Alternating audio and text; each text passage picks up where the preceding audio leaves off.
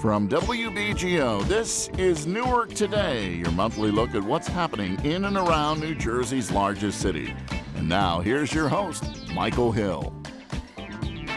Welcome once again to Newark Today. I'm your host, Michael Hill of NJTV News. We have a really great discussion ahead of us tonight. We're talking about homeless in Newark, homeless in New Jersey, and what to do about this issue. We're talking about some new initiatives as well, which is always important to the discussion when you start talking about a problem as difficult and as long-lasting as this one seems to be. Our guest this evening is Ketlin Alsbrook. She's the Chief of Staff, the City of Newark, Department of Health and Community Wellness. Welcome, Ketlin. Also, Bridges, on the phone with us is the Executive Director, Richard Uniacke. I said his name correctly because I asked for it this time to make sure that it's actually 3 syllables instead of 4 as I was making it. And in the studio with us also is Taisha Kelly. She's with Monarch Housing. That's the association that does the annual survey of housing and homeless in the state of New Jersey. Certainly welcome you all to the broadcast.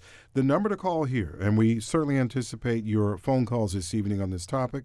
We know that you care about that. You cannot, in a place like Newark and in a state like New Jersey, a high-income state, a state with a great deal of highly educated people in the shadows of New York City, you cannot miss the homeless when you go throughout this city and really throughout this state. It's not just an issue in Newark, it's a problem across this state, just as hunger is an issue in this state.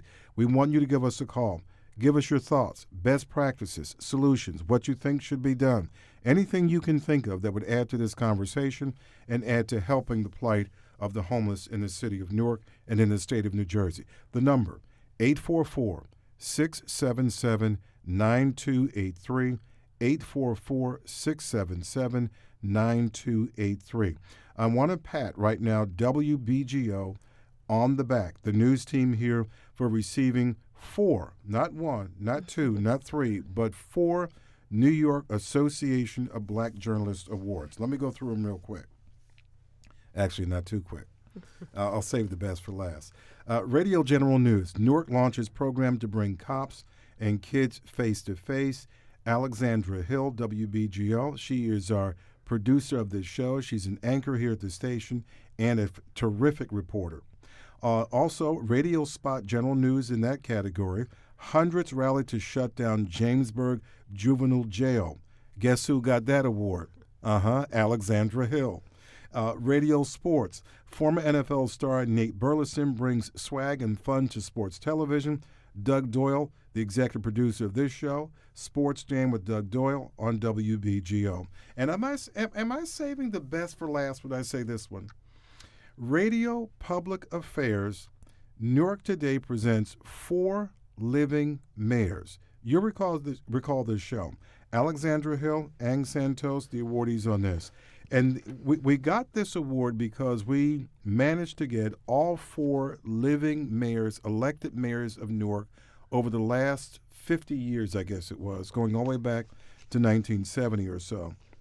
And we managed to get Ken Gibson in here. We managed to get his successor, Sharp James. We managed to get his successor, Cory Booker, who's now a United States Senator and likely to run for U.S. President in 2020. And then we had the man who succeeded him, who was on the city council. He was a high school principal as well, and a teacher. We got Mayor Raz Baraka in here, and all 4 of them sitting down talking about what was taking place in Newark, how it's changed from time to time, the challenges of governing a city like this, the challenges of getting the resources to govern and control a city like this, and to move it forward year after year. It was an incredible experience to have all 4 of them in the studio at the same time. Congratulations to Alexandra Hill, Ang Santos, Doug Doyle, and the entire Wbgo team. Now, let's talk about our show. Ladies, thank you very much for joining us. Richard, thank you for joining us on the phone. Ketlin, tell us, what do you do? Well, I serve as the Chief of Staff for the Department of Health. I'm also the Project Director for the Ryan White Program. I don't know if you've ever heard of it. Yes. Yes, it's the largest federally funded program for people living with HIV and AIDS. We manage the Ryan White Part A program for the Newark eligible metropolitan area. That covers Essex, Union, Morris, Sussex, and Warren counties. and we serve about 6,000 people living with HIV and AIDS each year. 6,000. Yes. Wow. And how about you, Thais? Tell us about what you do. Sure. I work with Monarch Housing Associates. We're a nonprofit organization that works statewide on a couple of things. We primarily focus on developing permanent supportive housing for persons with special needs, as well as doing planning with communities on homeless issues. So as part of the homeless planning work that we do, we work with communities across the state on figuring out what's going on in their homeless systems. We do grant writing, we do data analysis, and we also coordinate the point-in-time count of the homeless that happens annually in January every year in the state. That's quite a task. Yes, It's a lot to do. It is. And on the phone with us once again is the Executive Director of Bridges, Richard Uniac. Richard, welcome to the broadcast. Tell us, what is Bridges and what do you do there? Thank you, Michael. So Bridges is a 30-year-old homeless outreach organization. For 3 decades, Bridges and their 2,000-plus volunteers each year have gone out to the streets of New York City, Newark, Irvington, and provided on a weekly basis lunches, cups of soup, lemonade, hot chocolate, expanded over the years to include toiletry kits, cold weather packs, clothing items. What's most exciting, though, about Bridges is that 4 years ago we began with Project Connect, now in its custom-tailored location on Halsey Street, which provides holistic case management services for the homeless people we engage with. A much more concerted effort towards reducing the need over time, we hope, for our yellow truck, our distinctive yellow truck, to continue to go out there to these places week after week, month after month, year after year. And I'm the executive director as of 6 months now, today. Congrats. Who's counting? And so it's chief cook and bottle washer. Thank you. It's we do whatever we have to do. We're a small staff, despite our 30 years of age, and we are working with some of the great folks, including the 2 ladies you have there, to end homelessness in Newark and beyond. Fantastic. Let's get started here. I mentioned an initiative, the city's first ever year-round shelter initiative, and Kathleen, you can tell us about that. Sure. I think to sort of understand how we got to where we are now, I want to talk about how it started. Back in 2014, when the Barack administration first came in, historically, the Department of Health has always worked with the Office of Emergency Management to issue out code blue notices when temperatures are frigid, yes, notifying the public of what to do. And you did one last week. Yes, exactly. Yes, yeah. And so I think that was the extent of what our code blue efforts were at that point. Under the Barack administration, we began talking about what to do about the homeless population that are on the streets in the cold winter season. And so in the winter of 2014, 2015, we started Code Blue Sheltering. And it involved a variety of partners, but it was staffed primarily through the health department. So we would open up the space at JFK Rec Center. We'd have staff drive around to the hot spots in the city and find homeless who are unsheltered, and we brought them into JFK. We had cots and blankets and food that was donated to us by local restaurants like Carmen's and King's, as well as food from the Salvation Army. We had volunteers from Rutgers and other partner organizations. I don't want to start naming names and forget Right. key partners, but it was a unified effort to get these folks out of the cold. And so, that started in 2014, 2015, and we continued that in the winter of 2015-16. I think in middle of 2016, the state issued out new regulations and guidance around emergency sheltering. And looking at the guidance, the Department of Health felt like the process that we currently had in place for Code Blue sheltering wasn't enough. And obviously, we didn't have the resources to meet the vision that we had in mind for addressing homelessness. And Kathleen, when you say it wasn't enough, what did you find to say it wasn't enough, that it was inadequate, was insufficient? What was it about it? I mean, for the most part, we were using staff from the health department, right? So can you imagine you have folks who are working 8:30 to 4:30, right, and then coming back to work 7 o'clock to midnight, and then coming back to work the following day at 8:30. There wasn't a pre-established budget for it. We typically, I think for the first couple years, we used salary accruals from the department, positions that remained vacant, dollars that were available that were unobligated, and we reallocated it to that project, to that initiative. But that wasn't enough. The facility at JFK is a rec center. It's designed for children, and oftentimes we would find ourselves interrupting the programs that are happening there because we're trying to set up for the night. It just wasn't the ideal situation. And you talk about the number of bathroom facilities that are available for the number of people that you're sheltering, and that sort of thing. We felt like we needed to do more. And so I think in the winter of 2017, we started exploring other ideas for Code Blue sheltering in the city. And luckily enough for us at that point, there was a building located on 224 Sussex Avenue. It had been previously used for reentry program, Yes. but that program was being relocated to another facility. And so that space was empty. You had 400 beds empty, and you have over 400 people sleeping on the streets each night. And so we worked out an arrangement, a contract for that year, where we were able to use that facility to provide Code Blue sheltering. And it operated virtually 24/7. The intake was about 4 or 5 o'clock in the evenings, but the residents were able to stay over the course of the night, and then obviously they were encouraged to seek supportive services and so forth during the day. And that lasted throughout last winter. And so this year, when we were preparing for our Code Blue sheltering, we decided what we wanted to do was really, rather than try and enter into a business and an industry that we're not experts in, let's invest in the existing infrastructure, right? So we have 20 plus shelters in the city, many of whom are funded through the county and federal state grants. But there's a subset of the homeless population who don't qualify for these traditional sources of housing.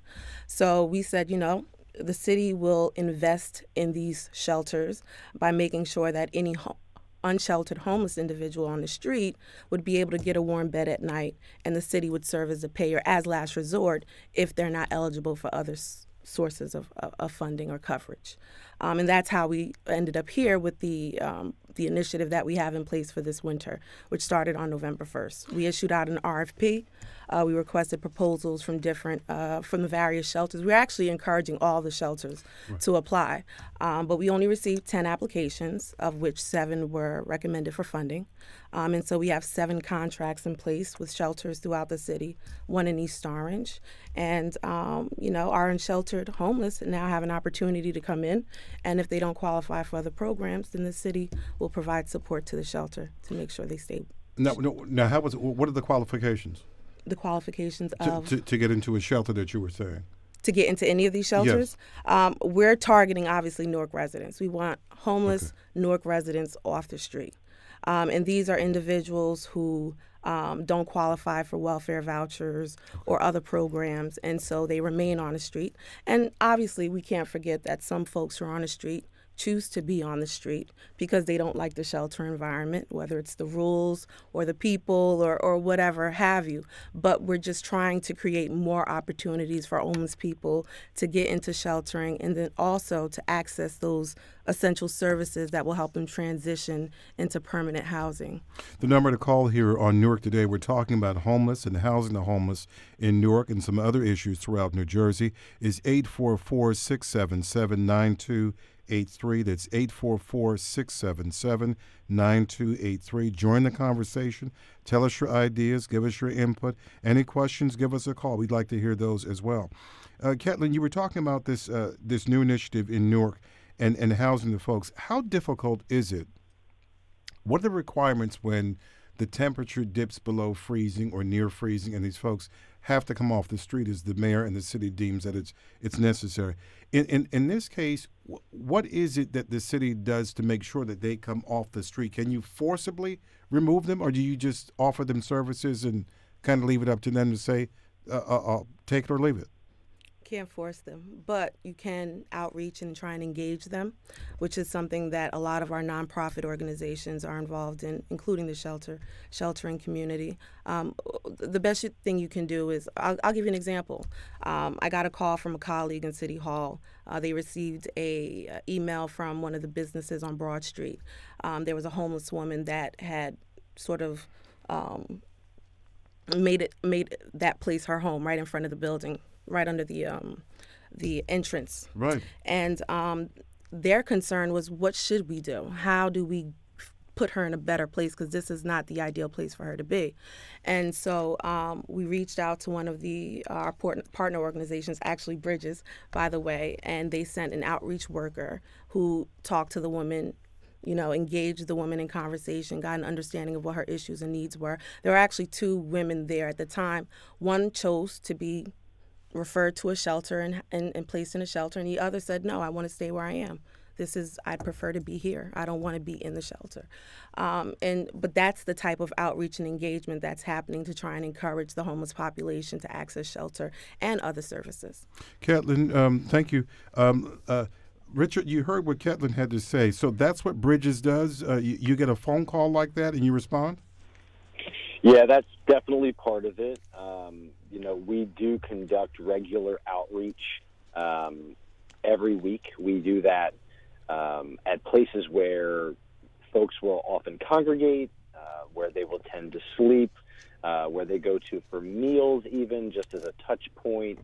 The case managers tend to know who many of the residents are, and through the time that they spend with them, they get to know what their needs are, and that's kind of the relationship building that sometimes can help, where it's not an unknown person who's trying to roust you.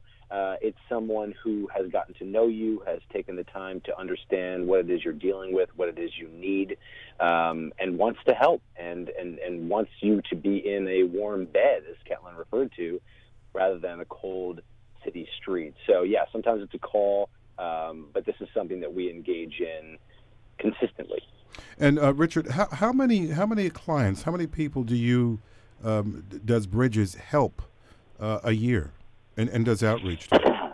Well, through Project Connect alone in Newark, which is certainly our focus in this area, we're seeing over 400 a month. Past couple of months, it's been trending to more like 500 plus. Hold on, Richard. Are these yeah. new people every month, or are they the same people? No, they're not. Sometimes they are the same people. When I look at the numbers that come in, this is total client touches and interactions.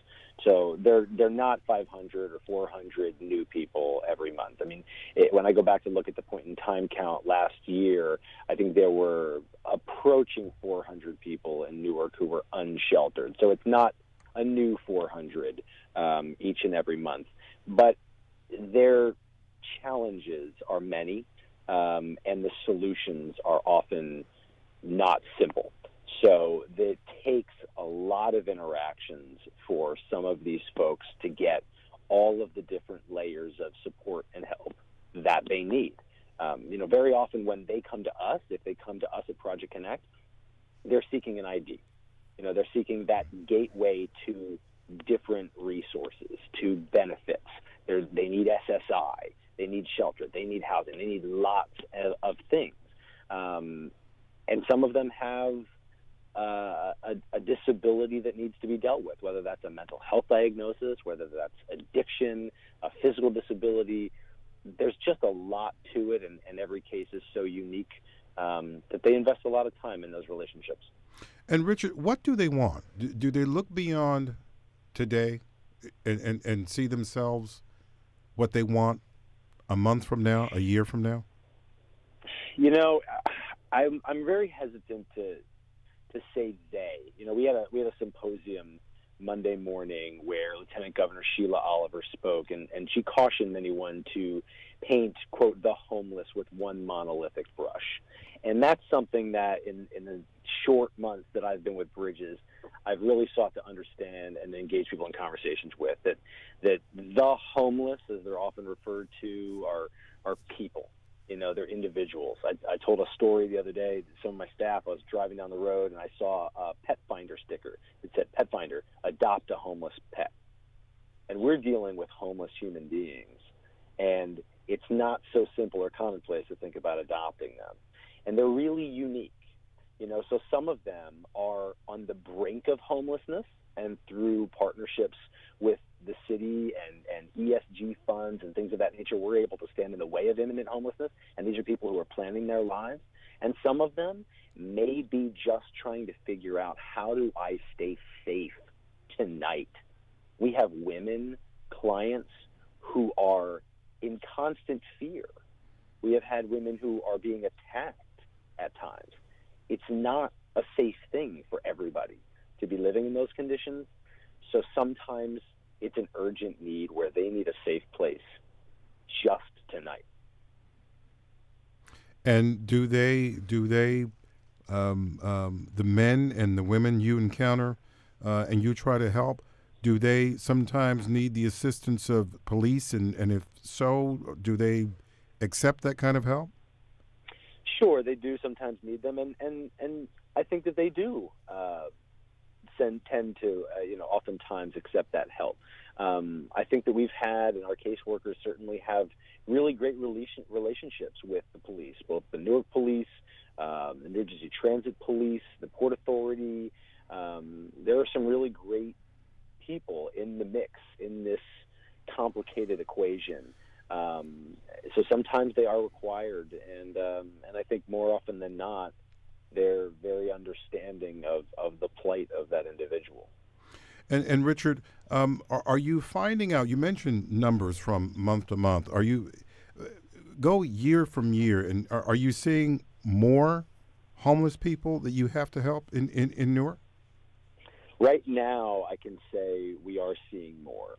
Some of the challenge that we are dealing with, and that Ketlin actually touched on, is the idea that we want to help Newark residents, especially within this construct of this initiative.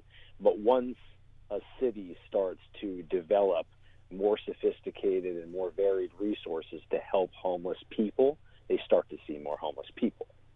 Right. One of the other things, of course, that we see as an indicator to, Newark's renaissance, which is often being discussed, and Newark certainly seems to be on the rise. When a city comes to be on the rise, or an area comes to be on the rise, sometimes you start to see increases in homeless numbers of homeless people because of the gentrification effect. So regardless of which factor is driving what, and I can't say that I have that answer yet. Right now, we're seeing some increases of 50 or so month to month. As we go year over year, it's a little difficult because I'm not necessarily dealing with apples to apples, and I try to remember that I'm the new guy here, and most of the time I'm still trying to learn. All right, Richard, stay on the line for us. We're going to get to this point with Thais in just a second to put a number on, or get some sense of month to month, year to year, where we are in terms of numbers for homeless in Newark and in New Jersey. But we have on the line with us Willie May. Willie May, where are you calling from? I'm from Newark, North Newark. Thank you for calling. What's your question or concern?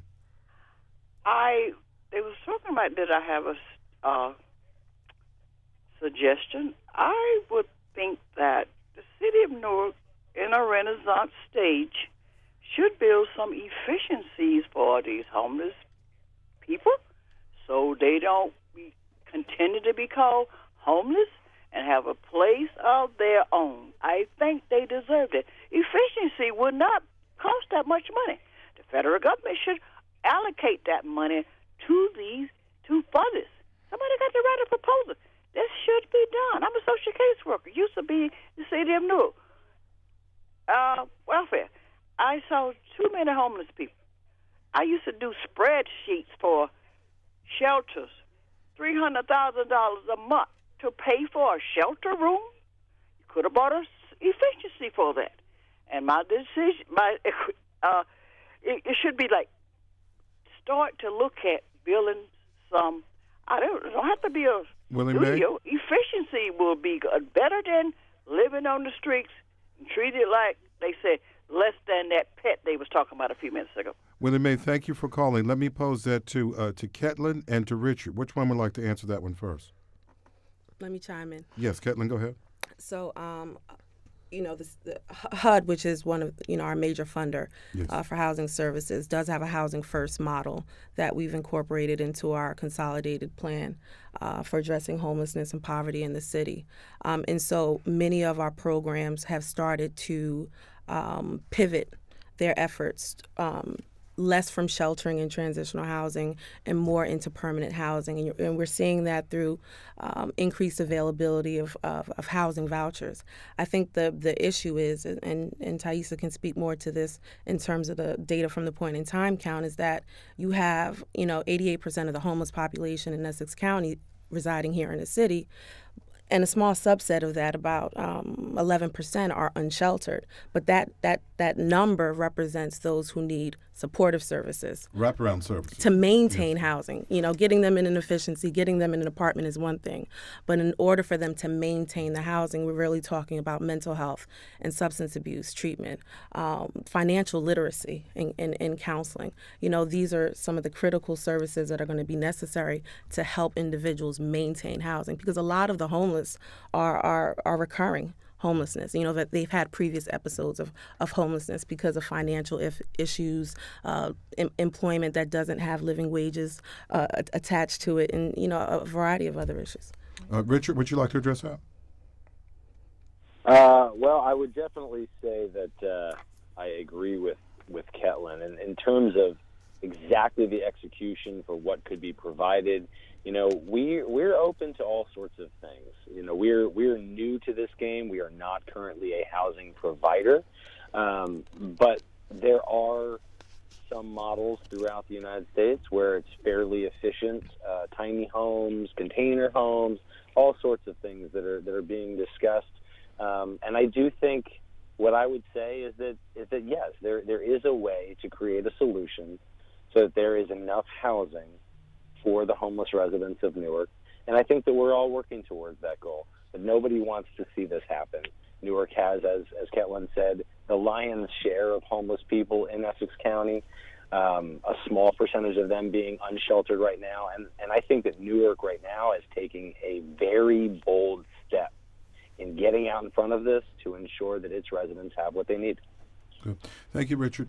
Before we go to the caller online, it's Naya online. I'd like to get Thaisa to respond to this as well, what the caller had to say. Sure. I mean, I think that across the state and across the country, we're starting to see a lot of communities start to pivot towards investing more resources in housing so that there's an exit out of homelessness.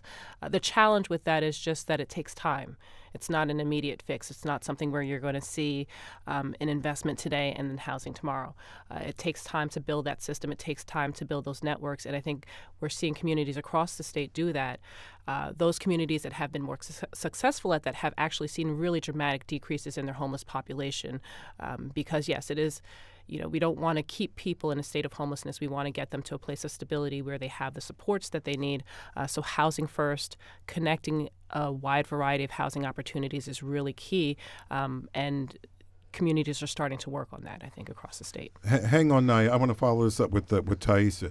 You'll know where I'm going with this. It's an issue of affordable housing. And in New Jersey, we know what that fight is about. It's the Mount Laurel decision, and there are many towns and many townships and many places that are resisting this. They don't want certain people in their neighborhoods, even though the Princeton study on Mount Laurel focused on crime rates not going up, people who are moving to affordable housing in these, lack of a better word, nice towns. They tend to do better economically, educationally, their kids do better. So that's what we're up against? Right. That is a huge part of what we're up against. And, I think that when we look at the numbers and look at the data on those who experience homelessness, the numbers bear it out. There's disproportionate impacts of homelessness. We see, for example, African Americans are more likely to experience homelessness. They represent a larger portion of the homeless population. And that's tied into the conversation around who's allowed into certain communities and who can access certain communities. I think that one of the things that the homeless system is trying to do, a lot of homeless systems are trying to do in the planning process, is invest in vouchers, because that gives you some more flexibility in terms of where people can go, where people can move. It doesn't solve everything, but it does help in that fight and in that process. But there's a lot of work to be done on a lot of different fronts when we're talking about the issue of getting people into housing who are experiencing homelessness. On Newark Today, you are listening to a discussion about homelessness and what to do about it in Newark, New Jersey, and in the state of New Jersey. Much more to come. You're listening to Newark Today on WBGO 88.3 FM and online at WBGO.org. The number here to call is 844-677-9283. This is a discussion this evening about homelessness and what to do about it in Newark and throughout the state of New Jersey. We have on the line with us now Sabor, who has a question about homeless or a concern or a comment. Sabor, you with us? Yes, I'm here. Yes, go ahead. The question is, those people that are falling through the cracks is basically the mentally disturbed, and what is they doing about that? When you say people who fall through the cracks, tell me what you're talking about. Especially the mentally disturbed people that's out there homeless, and they are falling through the cracks. They are dying, and people don't even know where they're at. They're in the hospital, broke all up with no family, nowhere to go, because they mentally disturbed and they're homeless, living in the street. All right, Catlin, I'll turn to you for that because I think Richard Uniacke, the executive director of Bridges, is no longer with us for the show. Richard, thank you for joining us, though. But Catlin, your response to this caller? The caller is absolutely right. Many of those who remain unsheltered and some of the homeless who are sheltered are dealing with mental health issues, and it's levels to it. We're not just talking about severe mental illness. We're also talking about those who are depressed, those who are dealing with post-traumatic stress disorder and anxiety and that sort of thing. So our goal, as for the health department anyways, the public health department, is really linking individuals to the essential services that they need in order to be rehabilitated and in order to receive treatment if that's what the issue is. What we encourage all of our shelters to do, and we included that in the specifications when we issued out the request for proposals, is talk not just about the sheltering, but also talk about the wraparound services. What is your case management plan going to look like? Is that the reason you went with these 7 shelters then? Yes. Okay. I mean, obviously we didn't have a large number of applications, but within that subset that were recommended, they did describe how they were going to include these wraparound services as part of the sheltering services that they provide. And that's going to be monitored, obviously, during the course of the year through the health department to make sure that they're meeting the objectives that were outlined in their proposals. So mental health is critical. I think we need to increase the number of referrals and case management services that are available to the sheltering population in order to make that happen. Tyson, your thoughts on what the caller said? Sure. I think that that's true. We do see a lot of people who are experiencing homelessness who have mental health issues, who are suffering through. And I think also if we keep in mind just the experience, the trauma you go through, just experiencing homelessness, anybody who is going through that experience, if you didn't have mental health issues before and you've been on the street for 5 years, it's very likely that you have some now. And one of the challenges is that for those who have been on the street the longest is that they might be the most difficult to engage. And so when a person is in a state of true mental health crisis, while we do have many programs out there that are trained to work with that population and trained to help them engage in services, it's all about getting the person to a place where they're making the choice to engage and where they're making the choice to participate in treatment. And so it's a process, and it's not going to happen the first day that a caseworker is out there talking to the person that they're going to automatically engage in services. So it takes time, but I think the key is making sure that we have enough resources and enough funding for those agencies and programs that are working with that population so that they can engage them, that they have enough staff to do that, and that they have the ability to really work with that person and walk them through the process so that they can get some stability in their lives and recovery. 844-677-9283. That's 844-677-9283. A discussion on Newark Today about homeless and homelessness and what to do about it in the city of Newark and the city's new initiative. Mayor Baraka told us this week about this initiative and what his concerns are in terms of making this initiative successful. We got 7 out of the maybe 30 or something shelters that exist in this area. And we're really trying to get more shelters to be involved in this, and we frankly we need more money from the county because Newark is the largest city in the state. We have twice or 3 times the amount of unsheltered citizens as anybody, and we get a small portion of all of that money. We should be getting the lion's share of the resources to deal with the issues that we have. Ketlin, how much more money does the city need to tackle this issue? We're going to write you a blank check tonight. I have no idea. I couldn't quantify that. How many zeros do you need? I couldn't quantify that. Taisa? If you're talking about really ending homelessness, we're talking about. And when you talk about ending homelessness, in the social services network you guys are a part of, it's called Upstream. And what's being done upstream to end the conditions that lead to homelessness, and that's so and I think there's 2 parts to it. So yes, we want to go as far upstream and prevent as many people from becoming homeless as possible, which means that we have to be investing in high-paying jobs, that we have to bring our housing market to a place where it's affordable for people to actually maintain their housing with their wages that they're making. We have to make sure that our education system is working. So there's a lot that has to be done upstream. But then when you're talking about those who are currently experiencing homelessness, who are in our shelters, who are on the street, and ending homelessness for them and getting them back into housing, a lot of what it requires is making sure that we have adequate funding for support services and funding to help pay for their housing. Because the reality is, if you're experiencing homelessness and you're looking for a job, how likely is it that you're going to be hired when you're walking into this job interview directly off the street?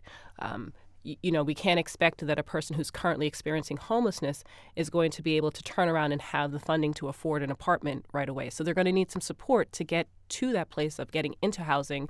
And then once they're in housing, they're in a better place to actually improve their lives and engage in things like engage in meaningful work, engage in treatment and services. So, housing is a really big component when we're talking about ending homelessness for those who are currently experiencing homelessness. So I want to follow up on that, but I want to get to the phone call here. I think Naya is still with us.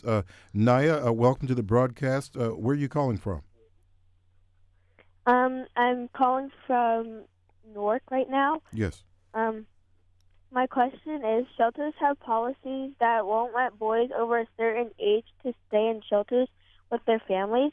If a boy is 17 and still lives with his mom and she becomes homeless, how can we change the policy to keep families together? Sure, I'll take Naya, yes.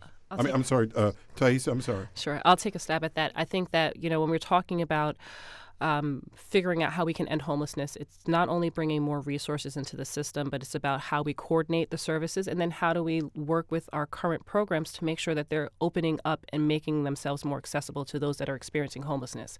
So it means working with shelters to change their policies.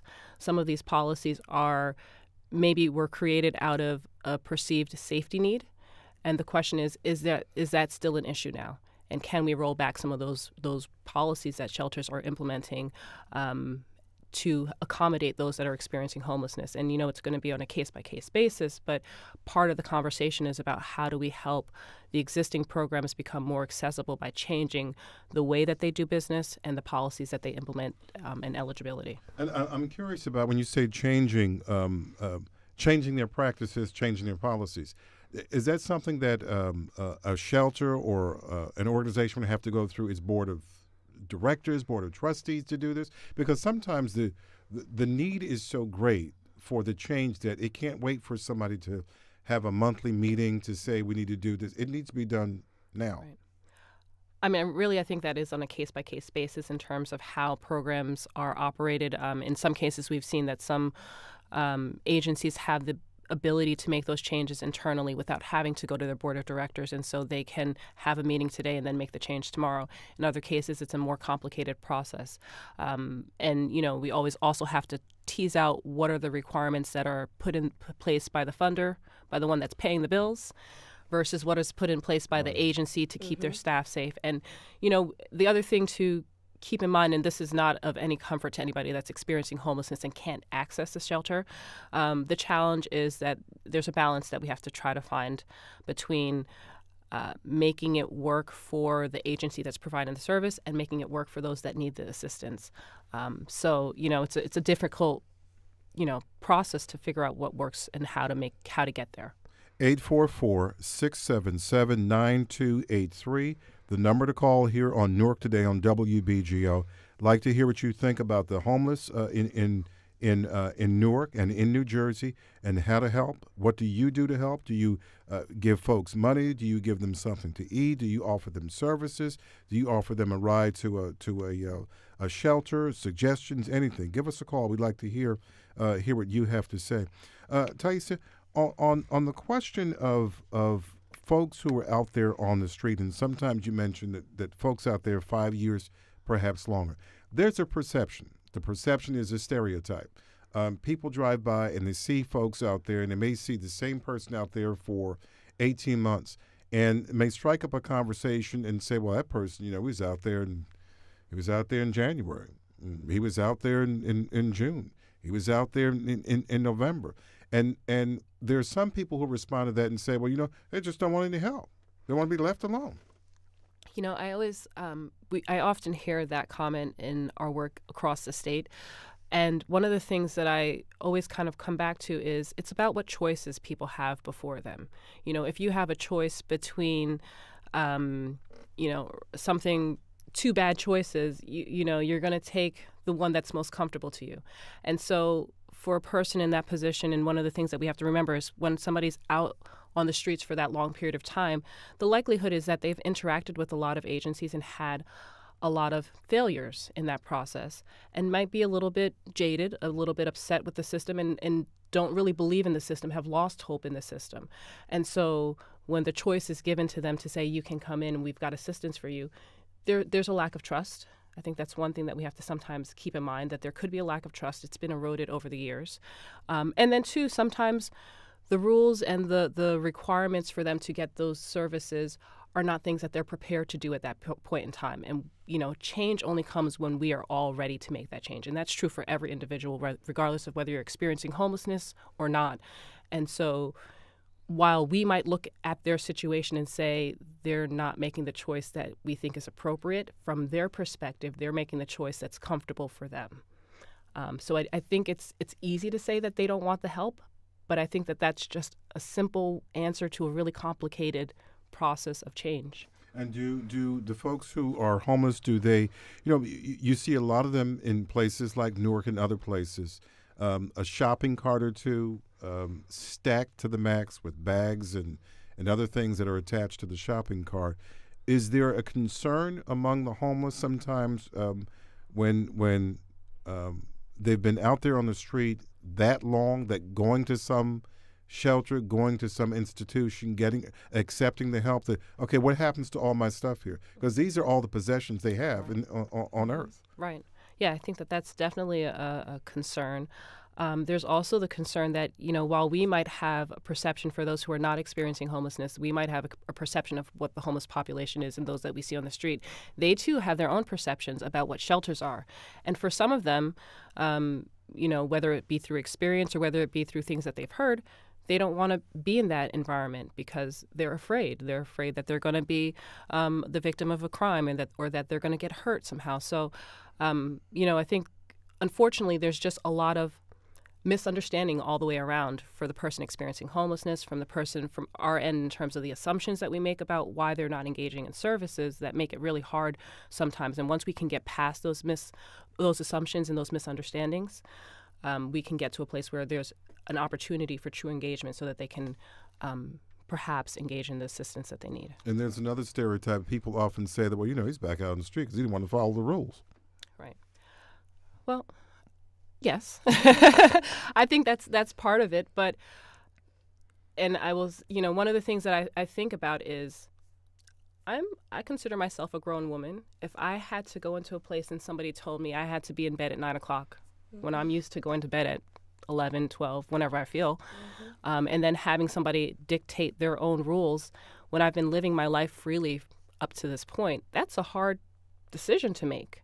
And for some people, if that's the only power they have over their life circumstances, you want to be able to maintain some power over your life. You need that. And so I think that, it's not as simple as saying follow the rules. But that goes to what the point you were saying that perhaps shelters need to alter their rules and adapt to a real life situation as opposed to something as rigid as saying 7 o'clock you eat dinner, 9 o'clock lights everybody in the bed. Right. And I think that that's one of the things that the move to a housing first kind of perspective is really about.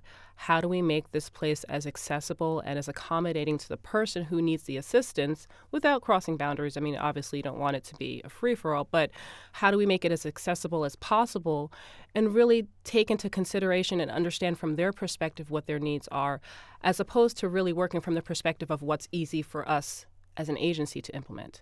Now, that's a lot easier said than done, but yes, at the end of the day, if we want to see an end to homelessness, if we want to see a reduction in the number of people that are on the streets, it does require a different way of thinking about how we provide services and, what we offer. And Caitlin, that's what you were talking about in terms of wraparound services and things like that. What's being done as the city and as New Jersey and as other communities, nonprofit organizations, collaborate and try to tackle this issue? What's being done for something not so much upstream, but kind of on the other end? Once someone is on the street homeless, they've accepted the services, they're willing to accept the services and willing to get whatever they need to change their lives. What's being done to help them move into something permanent where as you talked about the wraparound services so that they don't wind up back on the street in 2 weeks, that they are getting the services they need? And a lot of times it's probably mental health issues, and it's a combination of mental health and perhaps even some kind of a substance disorder. And it's often too financial. A good number of the homeless population do have some source of income, but when you're talking about SSI and SSD, you're talking $700-800 a month, right. Best case scenario. It's not enough money to pay for rent in the city of Newark. Not unless you're lucky enough to find an affordable housing unit or qualify for a subsidy or a voucher of some sort. And when you talk about upstream, and systematic change. If housing instability is an issue across our state, right, there's a trickle-down effect. It cascades. So the middle-class person who would have normally bought a house is now taking up those affordable housing units because they have good credit. They don't have a history of eviction, which are some of the issues that many of our homeless populations are dealing with when they're trying to become permanently housed again. We've worked with individuals who fell behind on their rent for different reasons. We've provided financial support, first month's rent security. We're looking for a landlord that will rent a home to this individual, and you get denied over and over because they've had a couple of evictions in the past, or because their credit scores is too low. So what do you do with that individual? Now you have to work harder to find landlords and homeowners who are willing to compromise and willing to make adjustments and accommodations. Are they willing? Sometimes. Not as much as we'd like, but Right. sometimes definitely there are. And they kind of know that they're taking a risk to a certain extent. Is that the reason they kind of shy away from it? I think some understand they're taking a risk, and others are willing to take on that risk. And then there's a subset too who understand that this is a population that we have. Newark has a median income of $35,000 or so. The majority of the population aren't wealthy. And so, they're responding to their neighbors. They're not in much different situation themselves sometimes, right? They need a tenant for that unit. And so they're willing to make a comment. So sometimes it's a financial decision. Sometimes there's an altruistic spirit involved in it, but so. Let's hope. We talked to Mayor Baraka about this and outreach and going after those and offering services and approaching those who are in need in a place like Newark? So all of the shelters that signed up, they have to have an outreach component of it in order to win the money that we give them. We're even contemplating and partnering with Bridges to get them to do overall outreach for the city, period, so they could just do the outreach for all of us and everyone. Because, really you rely on people's program on paper, and we have to go monitor to actually see if they're actually doing the outreach. But, in my mind, I would rather have an organization like Bridges take responsibility for doing the outreach. Quite an endorsement there. Richard Uniacke is back on the phone with us. He's the executive director of Bridges. Richard, welcome back to the broadcast there. Your response to what the mayor just said. I couldn't be happier about what Mayor Baraka said, and certainly we've been speaking with Ketlin and the whole team over there. It's what we've been doing. It's what we feel is our greatest strength.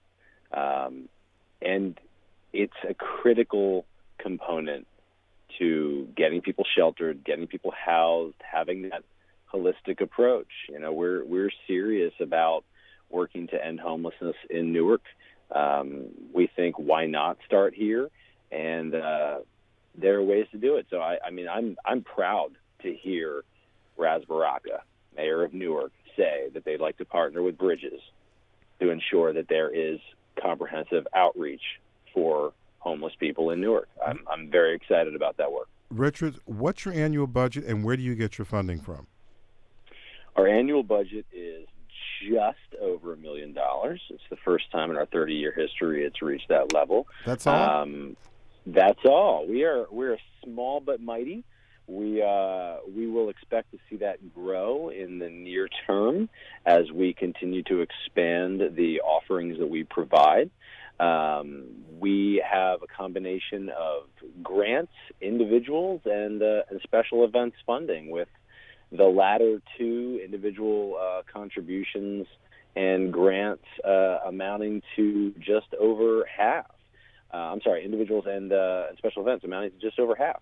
It's a model that we are evaluating and tweaking as we need to pull different levers as we expand what we do, and the costs obviously increase.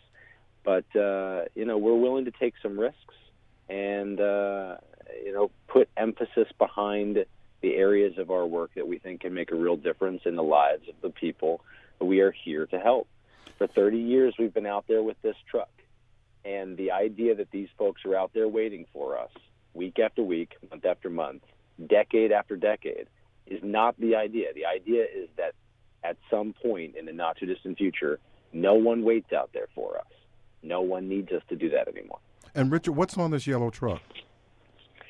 We started off with brown bag lunches 30 years ago under Bridges in New York City, hence the name. We give out cups of soup, cups of lemonade, cups of hot chocolate, depending on the season, toiletry kits. We've expanded to include feminine hygiene kits to be more understanding of the whole population that we're serving. We give out clothing items, and we engage volunteers from corporations and students in high schools to go out there with us. And as we continue to expand our outreach and the nature of that outreach, we'll be looking to include more volunteers, because our founders, Jeff and Ginger Warden, in 1988, did this work as a way to establish community, to break down barriers, socioeconomic and distance-wise, to form relationships. When I met with Jeff Warden on the second day that I started working for Bridges, he told me that handing that sandwich to a person living on the street was to him like bringing a bottle of wine to your neighbor's house. That we are the same. We are fellow human beings. You don't live in a house, and I want to help you to live independently, to have a safe, warm bed, to have the things that you are entitled to. Richard, if people want to donate and if they want to volunteer, what do you suggest to them? They should go to bridgesoutreach.org. And there are lots of ways to volunteer and to get engaged. Sign up for our email list. We have an e-newsletter that goes out now the first of every month. Check us out on Facebook. We certainly need all the help that we can get, and want to engage people in this work. A lot of what I see as what I need to do as the leader for Bridges is changing hearts and minds. I love the way Thaisa talks about people who are experiencing homelessness, rather than, as I said before, sort of the homeless, as people often term them. We need people to understand that this idea of not in my backyard, it's not driving them to you so much as it's helping the people who are already your neighbors. It's helping them with basic human needs. These are things that a person should be entitled to. So we would really welcome anyone and everyone who would like to join us in that. Richard, thank you. Thaisa, I want to get to you about this because Richard referred to you, and I know that Monarch Housing Associates does this annual survey, and I'd asked you before we go on the air, and I really want to get to this. You have another survey coming up in January, about 2 months from now. Yes. What do these surveys, what have they shown us year to year over the last few years? So we do an annual count of the homeless in January, usually the last 10 days of January. So the next count is taking place January 23rd, 2019. And every community, every county in the state of New Jersey does the count on the same day. So we kind of coordinate the statewide count. From year to year, we look at the trends, and this count is a look at those who are in shelters as well as those who are on the street and experiencing homelessness on the street. And what we do is we look at what are the trends, and the count gives us an opportunity to see who's experiencing homelessness, what are the causes of homelessness, what does the demographics of the population look like. It doesn't give us everything, but it kind of gives us a brief glimpse into the issue that we're facing and kind of where we're going. For a very long time in New Jersey, we were probably for about 4 years or so, we were seeing a downward trend in the population experiencing homelessness. So the count every year was decreasing by 3 to 5% every year. 2018 was the first year that we saw an increase. So we saw about a 9 to 10% increase in the overall count. And I think statistically speaking, it's probably not a huge jump, but still it is an increase. And it is something that we know is to be true based on, anecdotal information from our partners. And you said you also find out what's making people homeless? Right. So the survey, the count is done through a survey that is administered to people who are experiencing homelessness. And one of the questions that we ask is, what is the cause for your homelessness? What's the primary thing that kind of led to your current situation? And the reality is most people identify loss of job, loss of income or decrease in income, or changes in their family makeup, so being asked to leave their residence or a breakup of the family as the primary cause. Of course, there is the segment of the population that identifies mental health issues or experience with substance abuse as a primary cause of their homelessness. But the reality is there are lots of different types of people that experience homelessness, and the truth is they look like each of us, and there's really by luck that we're not in their position. Debbie Dean Hall is asking about available beds. Are there enough available beds? And as you talk about the survey showing an increase in the homeless population in New Jersey, on Debbie Dean Hall on Facebook is asking, do we have enough beds? Or are there enough available beds in Newark? Through the sheltering program, yes. We estimate that we have about 400 or so beds available. I think our biggest challenge is with families. There's very limited number of beds and shelters that target families. And so what tends to happen is, we're able to shelter the adult individuals through the program, but we run through challenges when it comes to placing families because those slots are limited and they fill up very quickly. And sometimes we have to place families into hotels and other type of arrangements in order to get them off the street. So we'll have to leave it there. An enlightening discussion on the homeless and the homeless population in Newark and in New Jersey and what to do about it. Newark has just launched a new initiative. My guest this evening, Ketlin Alsbrook, Chief of Staff, City of Newark, Department of Health and Community Wellness. On the phone, Executive Director Bridges, Richard Uniac. Here in the studio, Thaisa Kelly, Monarch Housing Associates, getting ready to do another survey. And I'd like to thank my staff tonight. The folks here. On the phone, Ang Santos, Corey Goldberg, Operations, Alexandra Hill, Producer, Doug Doyle, Executive Producer, Lincoln Anthony, Newark TV, Channel 78. I'm your host, Michael Hill. You're listening to WBGO.